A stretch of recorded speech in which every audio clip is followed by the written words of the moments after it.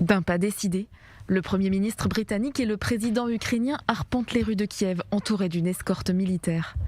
En visite surprise dans la capitale ukrainienne, Boris Johnson souhaite montrer son soutien indéfectible au peuple ukrainien. Il a promis de fournir des blindés à l'Ukraine et de maintenir la pression sur la Russie. Nous allons augmenter la pression économique et nous continuerons à intensifier les sanctions contre la Russie en gelant les avoirs dans les banques et en sanctionnant les oligarques, mais aussi en cessant d'utiliser les hydrocarbures russes. Nous vous apporterons le soutien dont vous avez besoin aussi bien sur le plan économique que militaire. De son côté, Volodymyr Zelensky poursuit ses appels aux Occidentaux à agir plus vite et plus fort contre la Russie. Il estime que le projet européen est menacé. L'agression russe n'était pas limitée et ne visait pas que l'Ukraine, mais la destruction de notre liberté et de notre vie. L'ensemble du projet européen est une cible pour la Fédération de Russie. Sur le terrain, la situation reste très compliquée.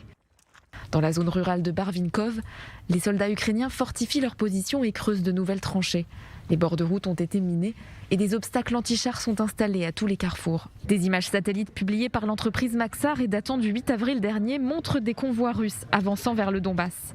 Cependant, la commissaire russe aux droits de l'homme Tatiana Moskalkova a confirmé qu'un nouvel échange de prisonniers entre la Russie et l'Ukraine avait eu lieu samedi, permettant la libération de 12 soldats et 14 civils ukrainiens.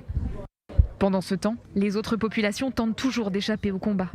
À Kramatorsk, où plus d'une cinquantaine de personnes ont été tuées dans les frappes devant la gare, les évacuations de civils encore sur place se poursuivent. Depuis notre ville, le train ne circule plus depuis longtemps déjà.